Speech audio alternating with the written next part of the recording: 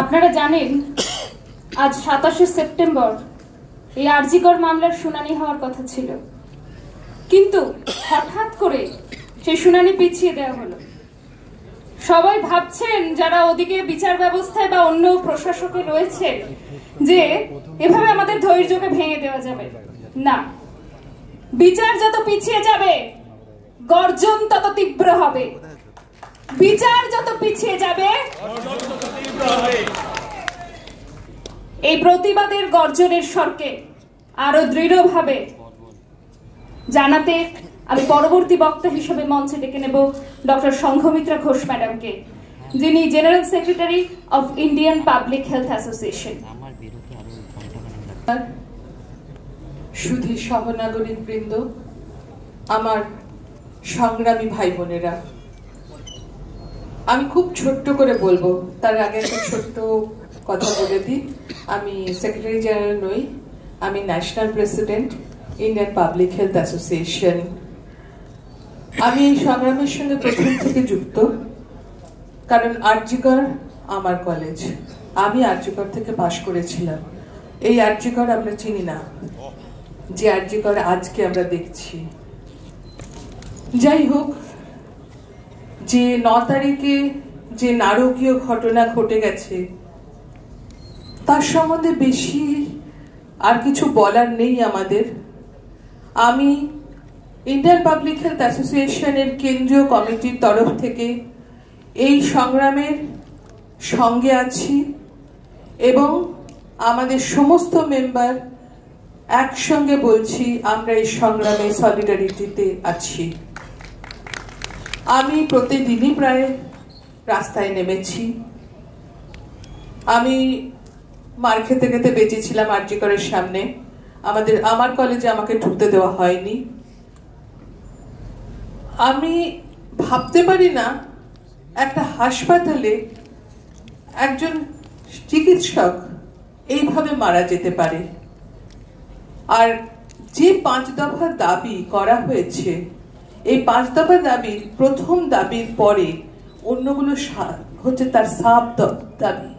কারণ আমরা প্রথম চাই অভয়ার বিচার, আর অভয়ার মৃত্যু, অভয়ার যে খুন, সেটা জড়িত আছে ওই 4 দফা দাবির মধ্যে।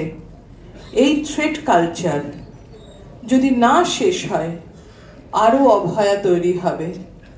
তাই ভয়কে ভয় দেখাতে হবে। সাহস যোগাচ্ছে আমাদের এই সংগ্রামী ছোট ছোট ভাই বোনেরা।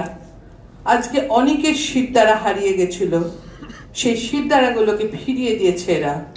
আমি শুধু ওদেরকে একটাই অনুরোধ করব, যে শিরদাঁড়া আজকে তোমরা দেখিয়েছো, যা ধার দিয়েছো সিপিকে, সেই শিরদাঁড়াগুলো তোমরা বজায় রেখো তোমাদের ভবিষ্যৎ জীবনে। তাহলে হয়তো আমরা স্বাস্থ্য পরিষেবাটা আরো সুন্দর পাবো। কারণ শুধুমাত্র পুলিশ, সিভিক ভলান্টিয়ার নয়, একদমই শুধুমাত্র পুলিশ দিয়ে হাসপাতাল চালানো যায় না। হাসপাতালের সুরক্ষা হয় না। হাসপাতালের সুরক্ষা আমাদের মধ্যে ইনবিল্ট। যে হাসপাতালে এখনো ধর্ষক এবং খুনিরা ঘুরে বেড়াচ্ছে, যারা এভিডেন্স ট্যাম্পারিং করেছে, তাদের যদি না ধরা হয় তাহলে এই থ্রেট কালচার কখনো শেষ হবে না। এবং এই সব কিছুর ওপরে সবার মাথায় যিনি আছেন তাকে ধরতে হবে, তাকে এখন ছড়াতে হবে। সিংহাসনে মারো টান, রানী হবে খান খান। প্লিজ সবাই আমাদের সঙ্গে থাকুন।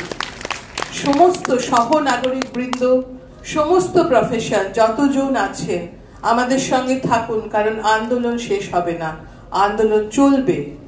আন্দোলনকে বজায় রাখতে হবে যতদিন না আমরা অভয়ের বিচার চাই। আমরা উৎসবে ফিরছি না, আমরা কেউ উৎসব করার মতো অবস্থায় নেই। কারণ আমরা প্রায় লাস্ট 50 দিন ভালো করে ঘুমোতে পারিনি।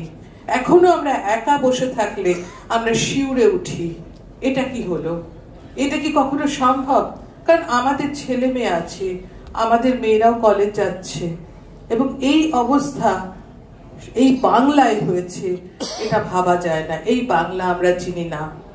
এই শহর, আমার শহর এরকম ছিল না, এত অন্ধকার এখানে ছিল না। তাই ভাই, তোমরা যারা আছো, যারা আজকে মেরুদণ্ডটাকে সোজা করে দাঁড়িয়েছিলে, আমাদের মেরুদণ্ডটাকে ফেরত দিয়েছো, তাদেরকে কুর্নিশ জানাই। তাদের সঙ্গে আমরা চিরকাল থাকবো, আছি, থাকবো। Thank you.